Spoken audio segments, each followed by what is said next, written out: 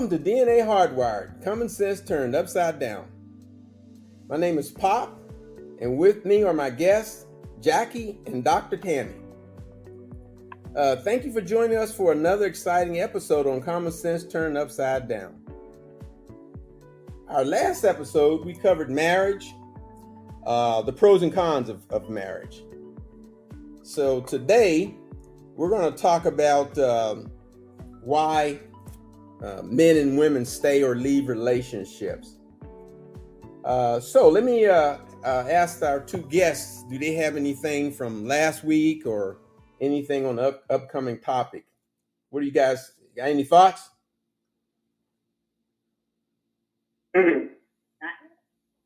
Okay, all right. So nothing. All right, so it sounds like we're kind of ready to kind of get into it then. All right. So during that last episode, when we were talking about men and women, we decided to go ahead and talk about why they stay or leave relationships. So let's get into it. So let's take a look at some of the reasons men stay in relationships, and as we know, there's a variety of reasons. But some of the ones I found through a little bit of research and just personal experience and common knowledge, I guess. I'm just going to run down some of the emotional factors as far as why men stay in relationships. And like I said, there's a ton of different reasons, and chances are we won't get through all of them. But one of the emotional reasons that men stay in relationships is fear of being alone. Men, just like women, we don't really like being alone. Now that doesn't mean that we have to be married, but we like to at least have a partner, someone that that we have a relationship with. Another emotional factor men stay in relationship is fear of change. We don't really want to disrupt our lives and our routines, even if the relationship is not as fulfilling as we might want it to be. It's a routine, and sometimes we get a little comfortable with that, and that's another reason, emotional reason we stay in a relationship is due to the comfort and familiarity of it. Emotional attachment. Even without romantic love, sometimes we feel attached to our partner and struggle with the idea. We struggle with the idea of ending a relationship. And then another reason, emotional reason, is for hope for change. A lot of us men, we believe that maybe we can fix a relationship, or that things will improve over time. Okay, what are some of you guys' thoughts on some of the emotional reasons that maybe men might stay in a relationship? I know, Dr. Tammy, you haven't had the pleasure of being a man, so you might not be able to tell firsthand what that's like. But Jackie, what are your thoughts coming from a man perspective? What do you think are some of the emotional factors involved in why we men stay in relationships that are unhealthy for us, that are dysfunctional? Well, I said this before. I heard it on another show. Heard another guy say it about the authentic, the way men love for authentic women. So when a man goes into a relationship, for the most part, he understands who he married, and he's cool with it. If for the most part, if a man is marrying a woman and he sees her flaws, he's accepted that she's gonna have her flaws. That's why you hear me say, men marry hoping a woman doesn't change, whereas a woman marries hoping he does. Yeah, I've heard that before. So we're not marrying anyone that we don't want to be with for the most part.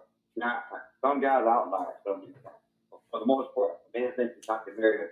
Not uh, uh, his overarching. The arching Uh, listen. I'm uh, not marrying her because she uh, becomes somebody else. yeah.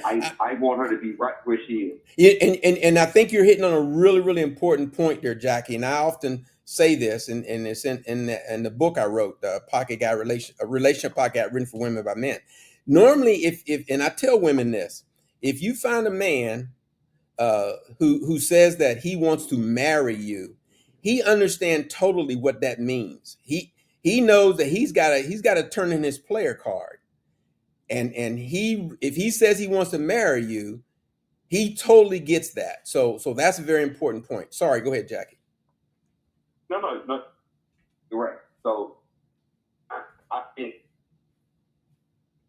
um, from that aspect, we accept the change of their relationship. We accept, not to say, but we accept the way their relationship goes. There's gonna be things that's gonna come up that's gonna come about from that right there. You hear a lot of times people say, "Well, why did you guys get a divorce?" Well, we grew apart. Normally, men don't say that. Men rather say we grew apart. It's typically a woman saying we grew apart. The man has always been for the most of who he is. She wants him to change. He gets leveled up in her career, leveled up in education, started the business, started doing all these other things, gotten around new people, and she wants him to come along with her. That's not the way that becomes the problem. So I digress. I go off on that thing. No, all valid points. Do you want to add anything, Dr. Tammy? And we're looking at some of the emotional factors that might, uh, uh, have a man stay in a relationship, a dysfunctional relationship from an emotional standpoint. I think from an emotional standpoint, I think that is very similar for most women. I think they do stay in a relationship for emotional connection. There are women who stay to have a man, even if it's a piece of man to them, they have a man. And I think there's still security and stability for most people in terms of why they stay.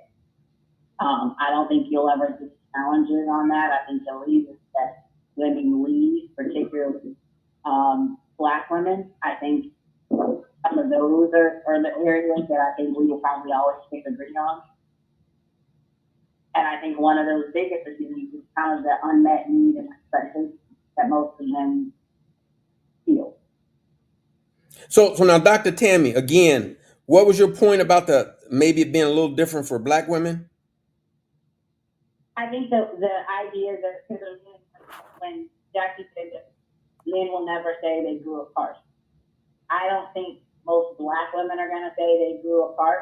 I think they're going to say I wasn't getting my needs met or my expectations met. And so they're generally, at least, and I can say as a Black woman, they're generally coming from some expectation of, or some feeling that we aren't being supported and that we are trying to do a lot without a lot of help or a lot of support. Okay. All right. I'm hearing some background noise over there too. I'm not sure where it's coming from. Could be me. You're hearing some background noise. You said, Jackie. Yeah, when Dr. Tam was talking, yeah, I was hearing some background noise. Oh, okay. All right. Okay. Any follow up on what Dr. Tammy was saying, Um, Jackie? No, you this said no. notion, this notion of when women say they're not being supported. I'm waiting to hear what woman said. I want to know what they look like. What does that look Say that again, Jackie. like? When women say they want to be supported, or a woman is not being supported, I want to know what that looks like. I don't know too many men that's not supporting the woman that they marry. Well, we So got. an example of that, how it shows up, say a woman wants to go to college. We've talked in the past about women being really educated. Say she wants to go to college and she wants to pursue a degree. I don't know that's always supported by the person. Because You don't know. oftentimes they expect them to go, you're going to go to school, but you still going to keep doing everything you've been doing. And that creates this kind of, we have to be superwoman and try to do everything. Okay, let me throw this in there then. Do you expect that man to continue to do everything he is expected to do, whether he wants to go to school or start a business? Is the expectation that he's going to have to continue to do what he's been doing at the same time? Or no, I'm not saying you, I'm just saying in general. I can't speak to that. I can say why do women feel that way, and oftentimes the experiences are that they aren't getting that support to go and grow the way they do. And maybe Black men aren't either, but there is a lack of sometimes support for people to grow. I think it's a problem. It's one of the reasons I hear when women are tough. They don't necessarily say we grew apart. The flip side of the conversation is we feel unsupported. I bet you go ask those men, I bet you get a different story. Well, there's always two sides to every story. In between, there's the truth, right? But Correct. the fact that it commonly comes across means there's something to it. Okay. All right. And I'm glad we got you on, Dr. Tammy, because normally it's just us men talking, so we're looking at it from a man's perspective. So I really appreciate you being on and providing a woman's perspective. And on that note, also I would like for the listeners to know that Dr. Tammy and Nikki, they have a podcast on that comes on an hour before this podcast, and it's dealing with relationships. Uh, fantastic podcast. I encourage you to listen to it, and it's primarily coming from a woman's perspective on some relationship issues. Jackie, I think I cut you off. You was going to say something? No, go ahead. No, okay. No. All right. Good. All right. Good. So, all right. So we covered from an emotional standpoint why men tend to stay in dysfunctional relationships. Let's look at some of the social. Let me throw something in another reason. Okay, go ahead. A man of sex. And I think because I've been through a divorce. Okay. See, in the divorce situation, let's say the day after the divorce, that woman typically ends up with the children, right or wrong, in this country. You said the woman what now, Jackie? The woman typically ends up with the children. Oh, okay. Divorce Okay. in this country. So let's say a woman has 2 children. So the day after the divorce, that woman woke up with those children in the house, and each one of those individuals took one loss. The father was gone. So the children took a loss. Daddy not there. The ex-wife woke up, took one loss. That man conversely, that's across town, sleeping on his mama's couch in a one-bedroom apartment, he took 3 L's in the same breath. And men see that. We look at that. And society has audacity to tell that man, you need to man up. After he took 3 L's overnight. Oh, okay, Dr. Tammy. He'll stay for that reason right there too. Okay, so he'll stay for the kids. So, and that's one of the things we got on the list too. But Dr. Tammy, what are your thoughts on what Jackie just said about typically when there's a divorce, typically the woman is the one who ends up with the kids, and not the man. What are your thoughts on that? I think that's true, and I think the point that says yes, the man took a loss, but I think the flip side of that is while a woman, if a man is staying for kids and family and keeping the family unit intact, that sounds very respectable and it's not a bad thing. However, there's an assumption that when a man leaves, he took a loss and that's it. But nobody talks about the difficulties for a woman that now has all of the responsibilities generally for taking care of the kids. She got them now 24/7. And if the father gets them on the weekend, he gets 48 hours of a break, but the rest of the time they all her, and all of the pressure around taking care of those kids and maintaining some semblance of a family unit has fully fallen to her. So while she may not have taken a loss, she's gotten an additional responsibility. Well, now Okay. let me With that interject. being Hold, said, hold up, hold up. Let me interject real quick here, because I'm not seeing this thing with who gets the kids the way you guys are seeing it. I, 40, 50 years ago, I would agree with you guys. It was almost automatic. But today, you guys still believe that? You guys, both of you guys, do y'all still believe that a man and a woman going into court seeking custody, if the man has a decent income, if the woman has a decent income, if they both are judged to be reasonable parents, do y'all still believe that the woman is the primary is going to get charge of those kids primarily? absolutely. And this Absolutely. is where 2025. Absolutely. yeah, the statistics still show, Pop, that 70 to 80% of the custodial parents are mothers. Well, now, let's stop it. Let's hold on one second. Now, there's a difference between saying custodial versus how often you get to see your kid. That thing about custodial, that little thing called custodial or primary parent or whatever. Yeah, somebody's gonna have to be designated that. But it's been my experience in my own life. I've got a granddaughter who divorced close to 20 years ago. Now, this was 20 years ago. I'm talking 20 years ago. And she went to court, and her husband were granted equal custody. They get halves. Now she's designated as the primary parent, but that our granddaughter, she has been for the last 19 years, she has been 50% with her daddy and 50% with her mama. So now that's what I personally have experienced. But go ahead. That's not the norm. That's not the norm. That is not the norm. Even when you look at the state law, take here in Texas, that father is still only the state law. He gets 2 weekends out the month every other holiday during the week. Yeah. So during the week, if there's any major decisions that need to be made regarding their kids,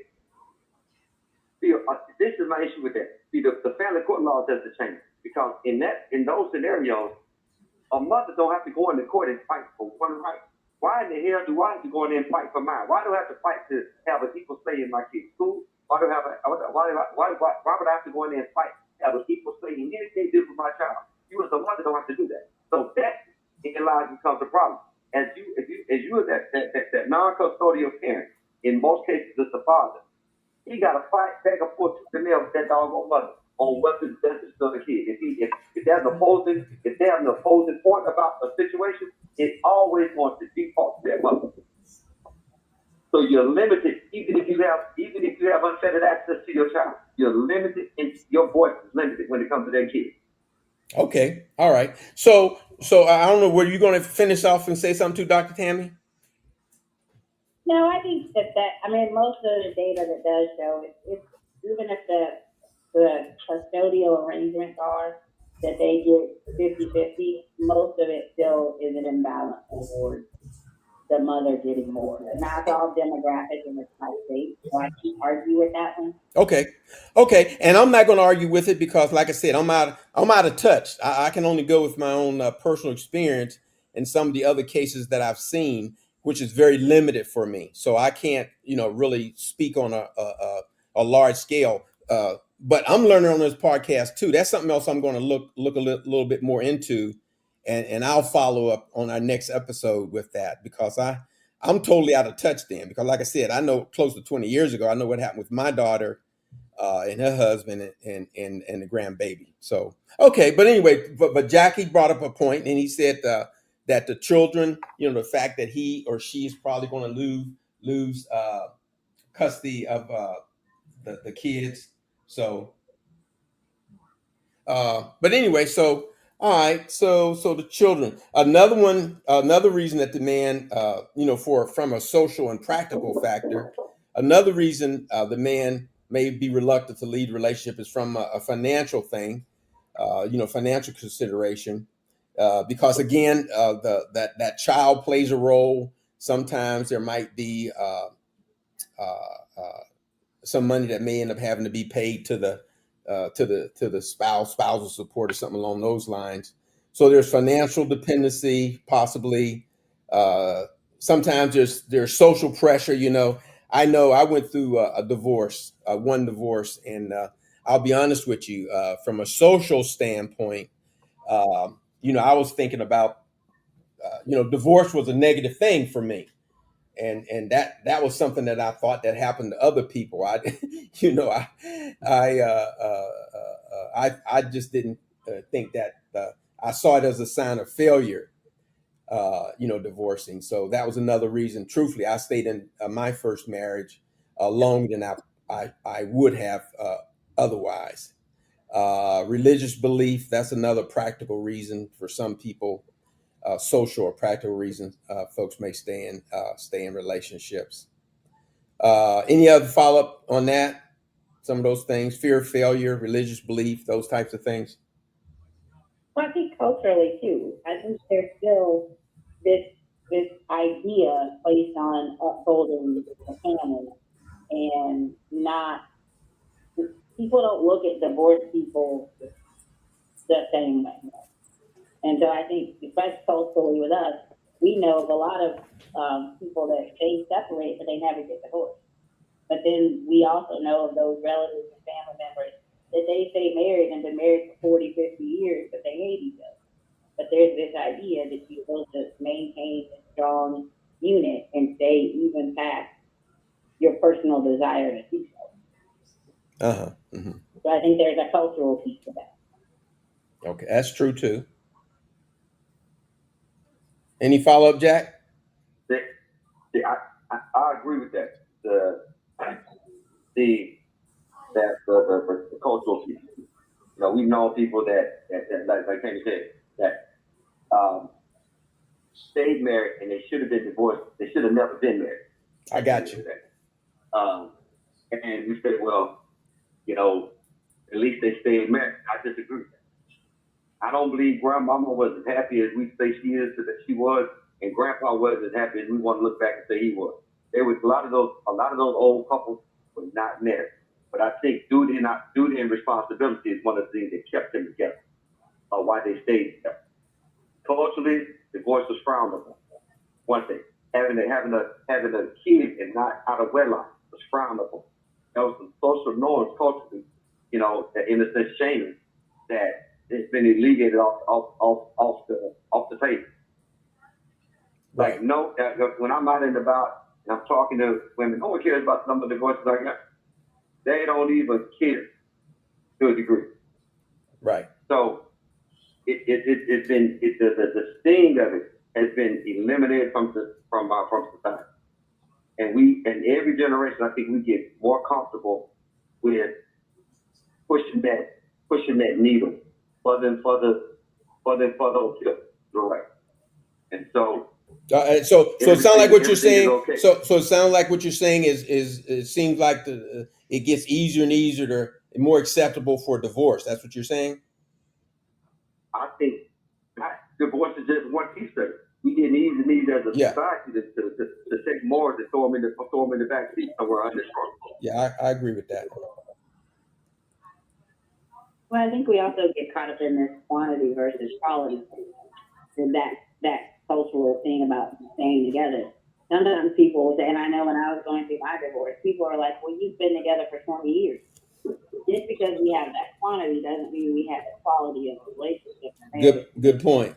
So sometimes focus on quantity. You've been together this long, you might as well stay together. Like, should we? But it shows up culturally, where it's like, no, you've got quantity, so you should just stay together regardless of the quality. It becomes a problem.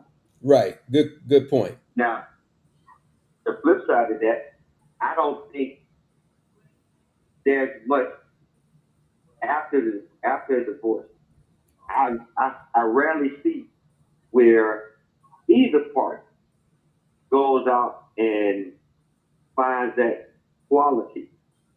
There's more quality for sure, but quality, that's rare. Okay. All right. You're not right. Nobody goes out and finds somebody who left. So what now? So are you saying nobody goes out and finds anybody better than who they left? I rarely believe it.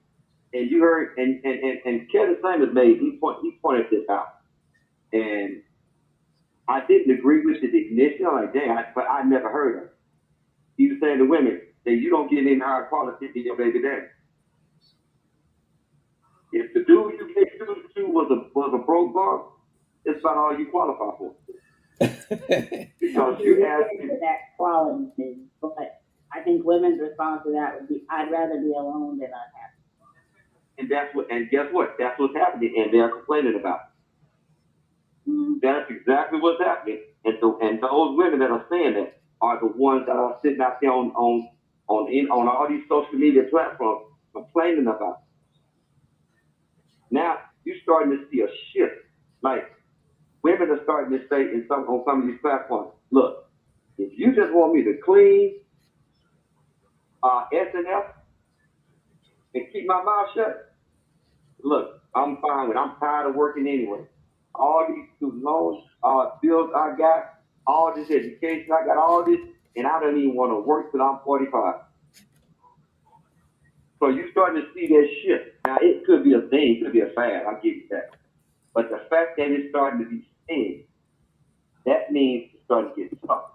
Look at those layoffs that just happened. Last year, 300,000 women lost jobs. I think black women lost their jobs across the country. And Kevin Samuels spoke to this too. He said, winter is coming. Yeah, but I think that you're pointing out a statistic and not talking about, that would in essence say women should do these three things, which is basically take what you think, I think you said in a previous podcast, roles that men could outsource and become that and just be quiet and be a servant in order for them to get their financial needs met. So that kind of tends to sound like slavery or prostitution on some level. Hey, okay. I tell you what, give me the woman that technically, give me the demographic of women on the number of statistical women that a man could have relations with and don't have to pay in some way, shape, form, or fashion. So is she not selling herself to a degree? And I'm not saying I agree with it. The prostitution. No, I'm not even talking about that. I'm talking about the essence, the overall picture of what that looks like. I'm talking about that. I'm saying that I believe women are starting to understand that the men are not backing up for some of these things. I don't think in a relationship, men are not listening to women.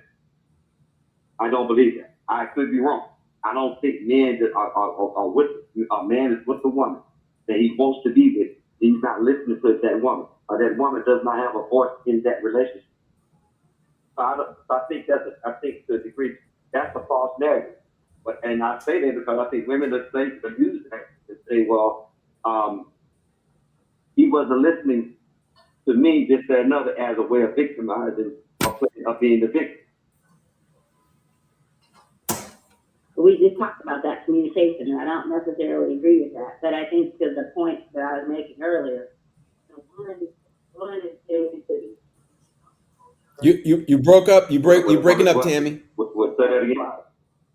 Say that thing. You broke up. When a woman is what? When a woman is getting into these relationships with the structure you just talked about, she's not getting better quality. She's settling. Maybe she's not selling. Maybe she's just maybe she's not selling. Maybe she is finally accepting her level. I'm gonna come back to you because I'm gonna leave that level conversation alone. Okay. Qualifications and leveling sounds like marketplace stuff to me. Yeah. I digress. Okay. Okay. All right. Let me say it from a man's standpoint. If I pose it more so to Pop. If I'm a fat, out of shape, 35-year-old man, staying, sleeping in my mama's basement playing video games, telling you I deserve a top tier woman, Pop, what would be your advice to me if I was your son? Well, I again, I don't like to put levels and degrees and that type of thing, but I would agree That, that I would agree, and this goes for men or women, but I would agree that first of all, one of the first things that attracts men and women usually is physical appearance. And correct. if you're overweight for a man or a woman, usually that's not a positive thing. And for a man especially, I think more so for a man than a woman, if you're living in your mama's and daddy's basement, that's not going to be a positive quality either. So for me, Correct. yes, you're right. For me, I would advise my son to work a little bit more on his appearance. It's okay nowadays. I think it's okay to be in mama and daddy's basement, truthfully, but you need to have a job. You need to have an income. You need to be financially secure and that type of thing. So yeah, I don't know if that answers your question. Well, my point is, if that scenario is my reality, there I just said, Uh-huh. I'm telling you, I I'm telling you, I deserve a top tier woman. 9 times out of 10, my reality is, fellas around me gonna tell me, "Well, you don't qualify for that." See, I don't. Now, does it mean I'm I not gonna get it? Yeah. See, I just have a Huh? problem. Me personally, I just have a problem labeling people as far as tiers. But I do understand that if again, if I got a long criminal, I'm a male and I have a long criminal history. I can't. It's hard for me to get a job. I'm out of shape. I don't know how to treat a woman. Uh, I understand that the chances are you call them top tier women. The chances are I'm probably not going to get a what's called an educated woman. I'm probably not going to get a woman who is okay financially. I understand that, and that works reverse for men. So uh, me personally, I just have a problem with putting them on tiers. But okay, I think there are tiers. There are some people are just better at some people are just better at life in areas than others. That's just what it is. So that doesn't mean that because a person is great in one area, they're great in other areas. But overall, some people are just better than others. Well, let me ask you this. Let me ask Like you this. Let me ask you. Let me ask you this. What tier would you put Whoopi Goldberg? average You would put in Whoop. look, in look, what we go over is the average looking woman when it comes to look. On a scale of 1 to 10, Whoopi Goldberg is a 4 or 5. Okay. I don't In know the if sense you. of her I don't. career, in go ahead.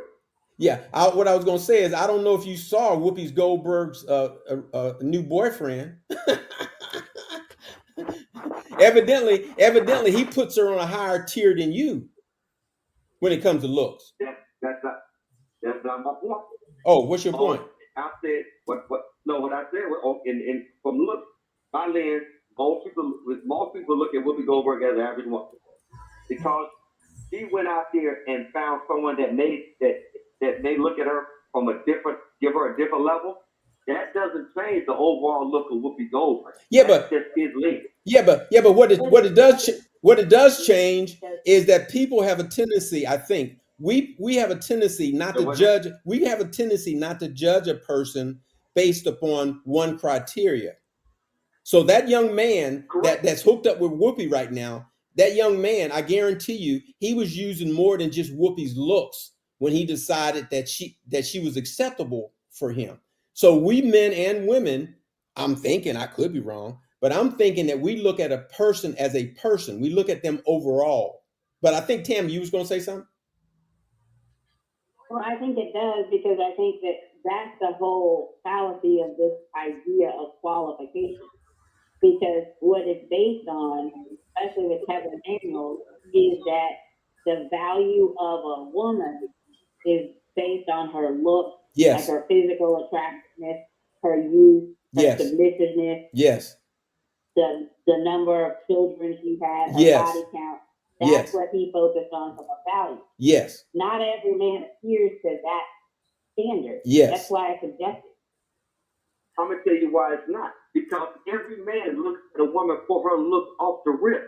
Fox just said it. He said, well, both men and women do that. A woman will deal with a very unattractive man that has this stuff because she can be attractive. No. What I was saying is that's what initially. No. That's what I was saying. That's what initially attracts. That's what initially attracts the person. Okay, go ahead. I understand that. Go ahead. I don't get to know your personality if you're not aesthetically pleasing. I don't give a shit about what your accolades are outside that look. If you don't fit that criteria of what I'm looking for, look wise, I don't give a care about the rest of that. I would agree with that. I'm never gonna take that point.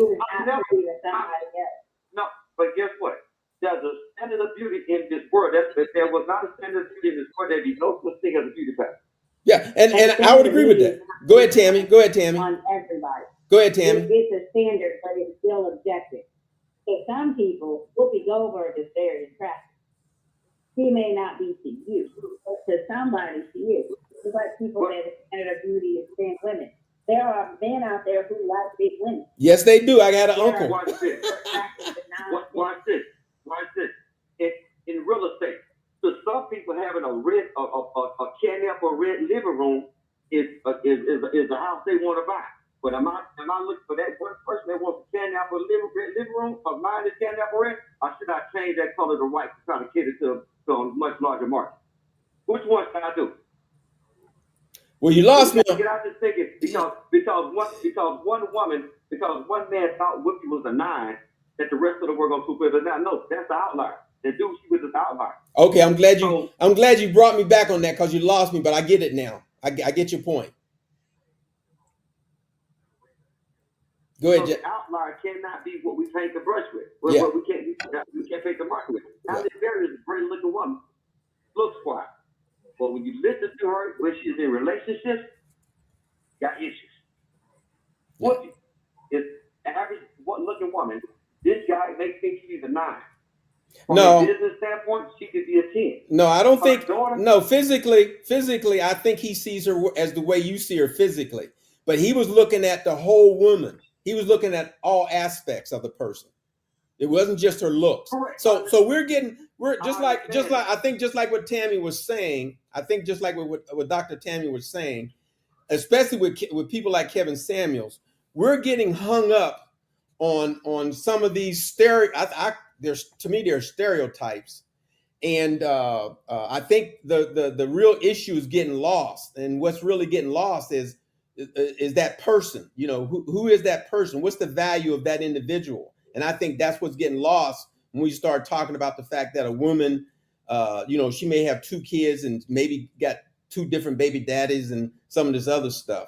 But anyway, so we kind of got a little bit off of subject. So I still want to continue with, I still want to continue with some of the reasons that men might stay in unhealthy relationships. So let me see here, because we want to kind of get to some of the things about women. Let me see if I can get my paper on these women here. So for women, so let's look at some of the reasons why women might stay in unhealthy relationship.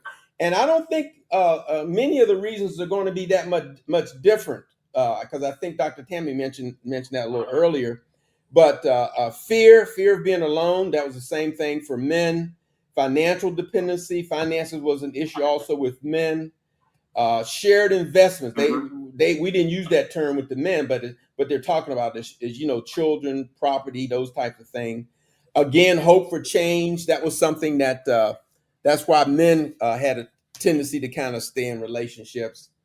Emotional concerns, even in abusive relationships, women may have more of a tendency to stay in relationship than men, with hoping that the thing might work out. There's something called trauma bonding. In abusive relationships, intense emotional attachments can form because between the victim of, and abuser, making it difficult to leave. So here on this point, we're talking about men being abusive to women, and sometimes women may find that hard to leave. Comments, thoughts on why women might stay in abusive relationship?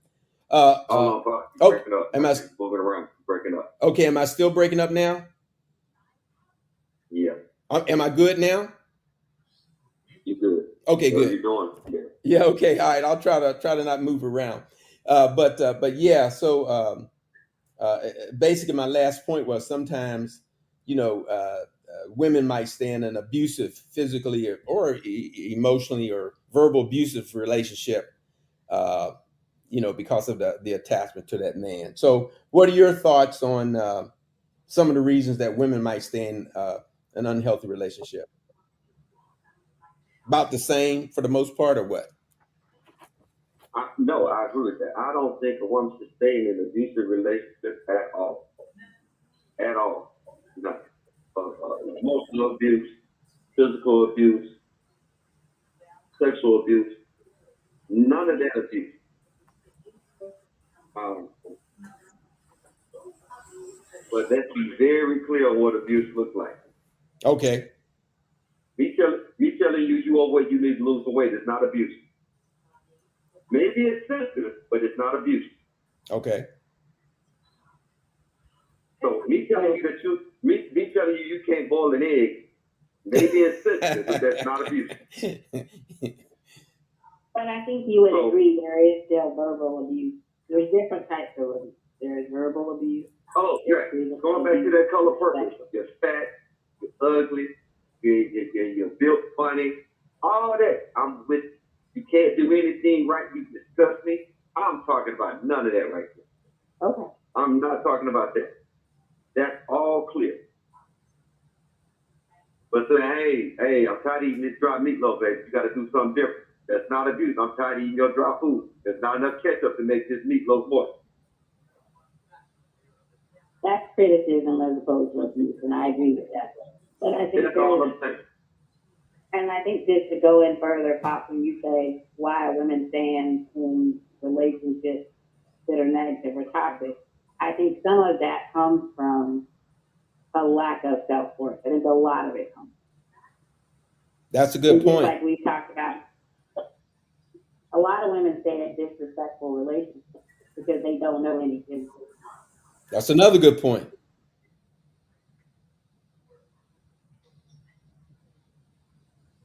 Let me ask you this. I get you talking about after the fact of marriage. After the fact of after you got married and this stuff. Where was all this before the marriage happened? And I'm coming from a divorced background. There was nothing that happened during the marriage that I didn't see before the marriage. So, in essence, and I've said this on this podcast, I've said it to friends of mine, I don't blame my ex-wives anything. They were who they were. It was me. My ticker was off. It wasn't them.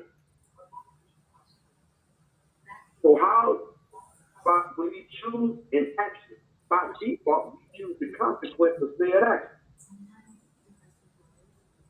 So, an example, if I married a selfish woman, I shouldn't be shocked when she's selfish after we get married. When she starts showing selfish behavior down the road. So if you marry a man that's a womanizer in the club, he's doing all those things before you get married. What in the hell makes you think he's gonna stop after you get married? And I think you said that military women felt that they want to. What was that again, Tammy?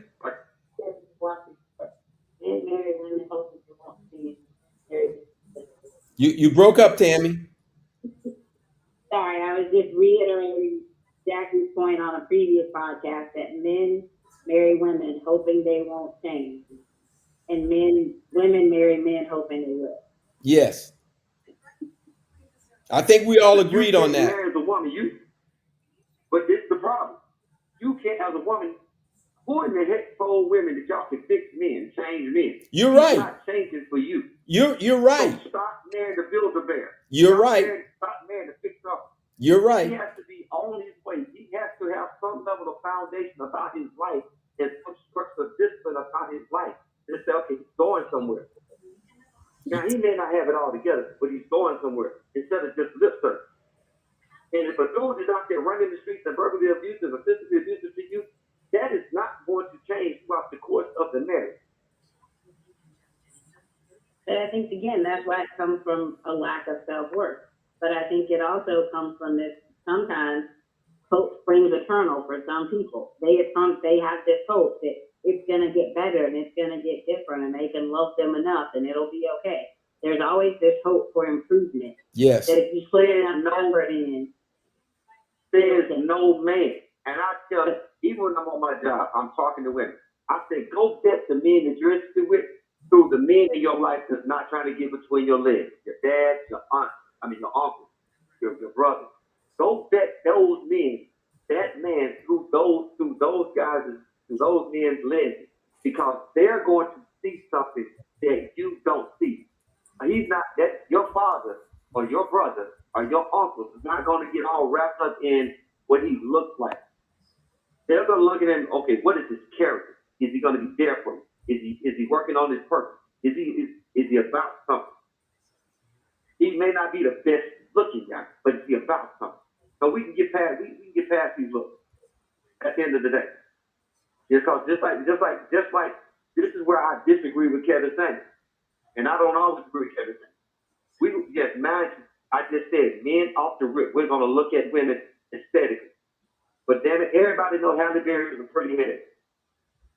She's a pretty headache. 1993, Halle Berry was a pretty gorgeous, but a headache on the other side of that. So there are a lot of women that are pretty headaches.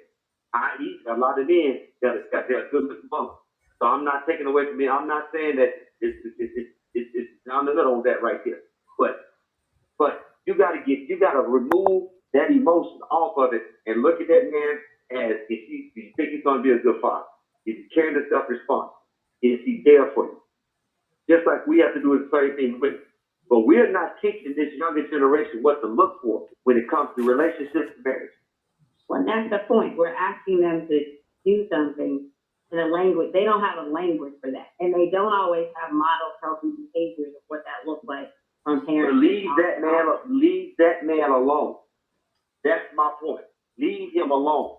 If you want to have fun with him, hook up with him, don't make a baby and don't take his last name.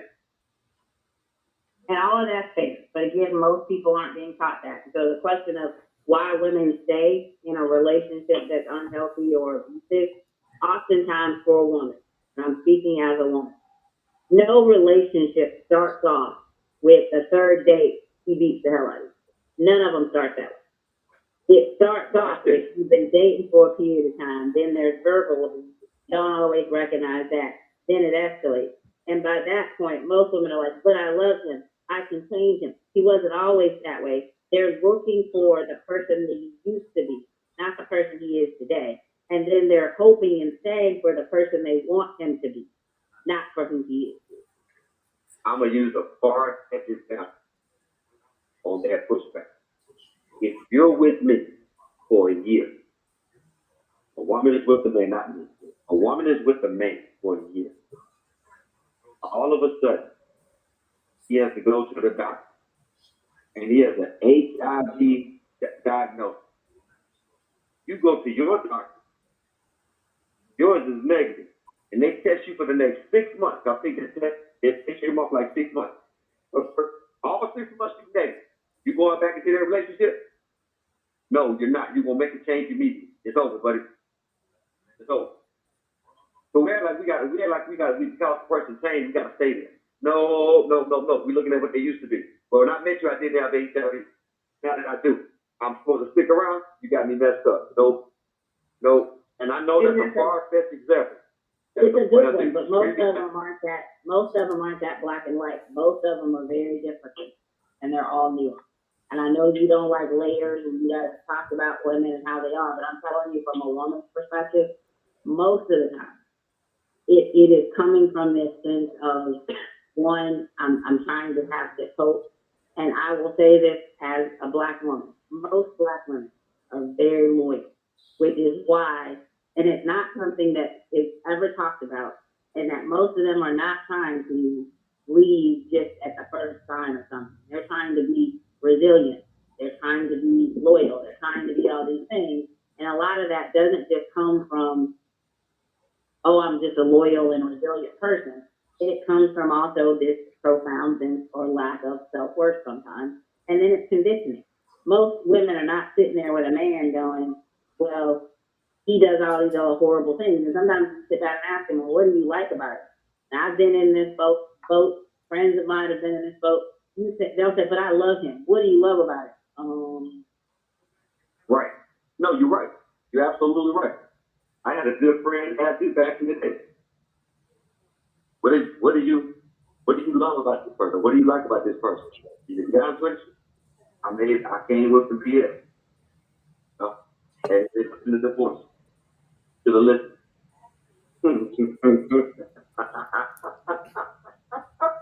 I digress. I hear you. I hear you. Okay. Okay. Okay, guys. I'm a quit. Okay. Okay. All right. So we've talked about a lot of the reasons that men and women stay in relationships, and I guess the reason that they in abusive relationships, and I guess the reason that a lot of men and women leave those abusive relationships are some of the very reasons that they stayed, and they either finally realized that they had enough, and they decided that they needed to leave the relationship. But I think that uh, the reasons that men and women stay or leave are varied, and they're different for each and every individual. And so hopefully what we did was just shed a little bit of light on some of the reasons that men and women stay in abusive relationships. I think we're going to go ahead and bring this session to a close. Any last comments, guys? Well, I'm gonna leave it to Dr. Tim because she can see somebody's all together. I wanted back to what I said almost from day one here. We're better together than we are apart. Now, with that being said, you got to have more open dialogue about who we are, not who you want me to be, who I am. I agree with that. If you don't know who about, I said I agree with that. Go ahead. we have to. You have to know who I am as a man. I'm the husband who I'm going to be in 10 years from now. I think I know you as a woman need to know who you're with. Period. Because you don't know how to move unless you know one. And vice versa. Men need to pick women based off of the very foundational issue, very foundational thing.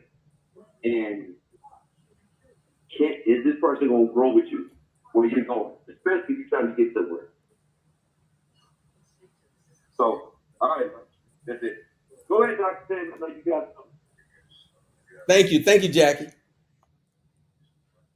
I think my takeaway from all of this is that both men and women choose to stay and or leave because of emotional and or practical reasons. And I think it's very individualized. I don't think there's a one size for it, but I think it's definitely something that requires this exploration and it requires these conversations. We have to get real about it. But we have to also recognize it's complex and individual for everyone. That's all. All right. All good feedback. That's a whole. Hey, Pop, that's a whole other show right there. Just on that response right there, that's a whole other show. All right. I'm here for the conversation. I hear that. It's a great conversation. Okay, guys, I really appreciate you guys for joining in. Our listeners out there.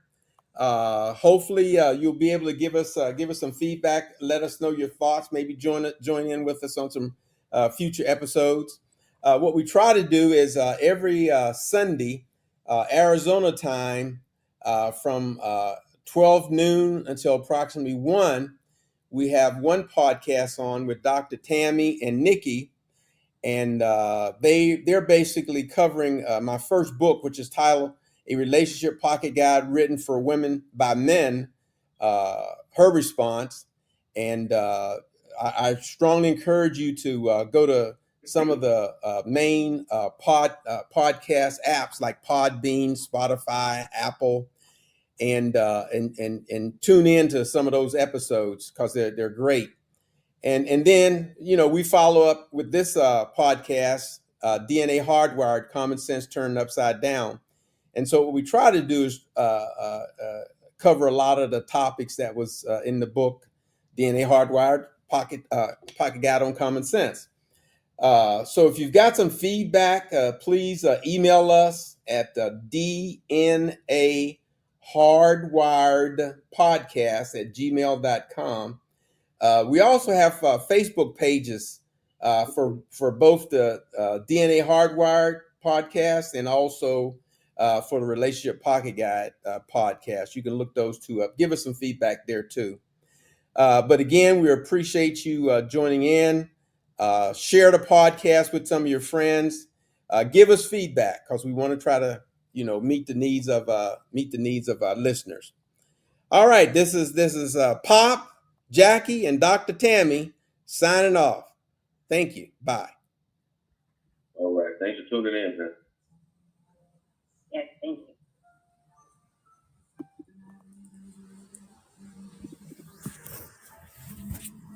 Also, let me see here. We're still on the live stream. We've got a few folks here that gave some comments. So let me see here. There's Miss Bright. Miss Bright said that they're sad that they missed the show. Miss Bright said, I spent 20 years with a possessive, controlling, malignant narcissist. I'm happy shining my light now. Congratulations, Miss Bright. Another comment from Miss Bright is, how do you help people who are at the beginning of that but are blind to it? Comments on that, Dr. Tammy? What's the question on that? What's the question again about? Yeah, Miss Bright said, how do you help people who are at the beginning of that but are blind to it? And I'm thinking Miss Bright's talking about what she went through, dealing with someone who's very possessive and controlling and was a narcissist. How do you try to help somebody, if you have a friend, relative, that you see they're in that kind of a relationship? How do you help them when they're blind to it? Any thoughts? For who? Is that to me or that? Both of you guys, either one of you. You go ahead, Jackie. Can't. You said you can't? Okay. If they're blind to it, can't. Because they're not going to see their blind spot. That's the unfortunate part. You can't. What about you, Dr. I Tammy? think hope springs eternal for me, but I don't disagree. But I do think that if you are in a position to be a support for that person, then I think you have to kind of, one, learn about that type of abuse, those type of behaviors. And then two, you have to kind of figure out how are you going to let them share without talking about their partner. Because the minute you say something negative about that person, you automatically put them in defense mode because they're going to assume that they're defending themselves, not their partner. Kind of like as a parent, we know, tell your daughter not to date some boy to be the bad boy, she's going to go do it because you told her not to. But I think you have to do that slowly and be able to let them share and then start to kind of infuse some of that knowledge in them. But to Jackie's point, no matter how much you do that and how subtle you are, that's one of those things that unfortunately a lot of people, they don't see the red flag. So in their mind, what you're saying to them doesn't resonate because they don't see it. So I I know for me as a parent of two daughters, I do talk to them about kind of some of those frameworks and flags, and I ask them questions like, how do you feel about what so and so is doing? And ask them to focus on how it makes them feel, and then remind them that if something is making you feel that way, it may not be serving. So the best thing for you to do is figure out what serves you and what doesn't, and then act accordingly. All good points. All good. That would be my advice. So, and this is unfortunate, what I'm about to say right here. The woman that a man marries has the reflection of what he wants his daughters to be, and vice versa. The man that a woman marries has to be the reflection of what her son, or who she wants her son to be. So that's what I'm saying. Whatever lifestyle or character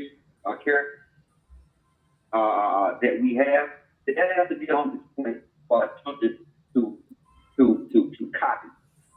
An example: years ago, I was talking to my mom one day, and I'd ask her, I said, "Mom, you wanted your sons to go out there and marry a woman and have 2.3 kids with white pickets?" He said, "Yeah." I said, "Where was that ever on display for your sons to copy?" So you're trying, in essence, you're telling your sons to go do something that you never put on display for us to mimic. So it is as foreign to me as it is to you, but you want me to go achieve it. How is that possible? It's not. That's a very unrealistic expectation to put on anyone. So go pick the man you marry that will reflect who you want your son to be as a man. Well, I think that's all fair. Go ahead, sorry. Go ahead. No, and that starts from the parents. It's having these hard conversations with our children. You don't know what you don't know. And so let me help you navigate these potholes, because there are going to be potholes in this world of dating, coming into your own, looking at the opposite sex. There are going to be potholes. And I remember telling my daughter, every man that you date you're gonna run that dude by me. You're gonna run that guy by me. Now, whether she does it or not, what you do is I think that every dude that she meets, she's gonna run him by me. Absolutely not. But my point is, I gotta have a foundation there of what my expectation is as a father. Oh, So, okay. No, I think that's all fair. I think one last thing I would say, and I think you're valid because you're talking about it too, Jackie. One thing I've learned with my daughters is I ask them, if the way a person is treating you saw them treating your sister or your best friend out there, would you be okay with it? Yeah. And if the answer is no, then you got to ask them, why are you okay with it happening? Yeah. Yeah. Okay, I want to give a little bit of feedback to Miss Bright on her question, which was, how do you help someone who might be blind to that? One of the things I would recommend that you don't do is go into trying to help them or bring it to their attention. I don't recommend that you do that blindly. What I would suggest that you do, because this is not this is not a therapy group. I'm trying to figure out. Yeah, we're not. That's right. We're not licensed professional counselors. We're not that. So we're not going to try to give you that type of advice. But the advice or recommendation I would make to you is to go to someone who that is their profession, like maybe your clergy or some local health professional. Go online, get a good book, and I'm sure, I know that there are instructions out there. There's people out there that can give you suggestions and recommendations on how you might be able to approach that. Because I mean, to say that, hey, there's nothing you could do, so just forget it. I don't think that's a good way, especially if this is someone that you know you love and you care for, and you see that they're drowning, so to speak. They're in a house fire, whatever it might be, and they do need some help. And but you're not blind to it; you can see it. So that would be my suggestion and recommendation. Okay, guys. So again, it does look like we're at the end on this session. Again, thank the folks who've joined in with us, and so we're going to go ahead and end this session. Yes, go ahead, Jackie. Can I make can I make one comment to the Go, question? go ahead, Jackie. I said it when we was in the middle of the podcast. Get her around the men in her family and love and care for her fathers, her brothers, uncles, those men that care about her, and let them kind of pour into her and speak the way men speak, and see if she may open up to them about what's going on.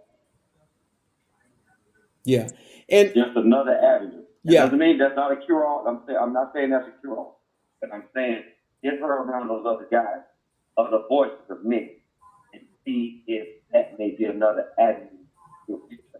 yeah, and that sounds good, especially if she has some male figures in her life that she can trust, Correct. And that type of thing. But like I think Dr. Tammy mentioned a little earlier, sometimes you got to be careful with that too, because the people that are closest to you, a lot of time those are the ones that you don't want advice from. A lot of times you'll listen to people, friends out there or people in the street before you'll listen to the folks that are closest to you and the folks that mean the best for you.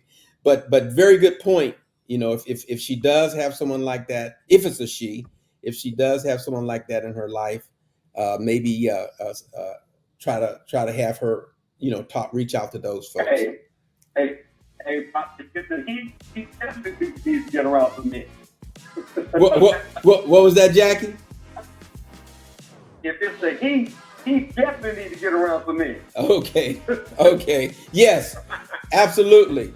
I think it may be easier that way. If we're talking about a man, I think it might be easier for the feedback. Okay, guys. Again, one last time. Again, thank you, guys. I'm signing off. All right, then.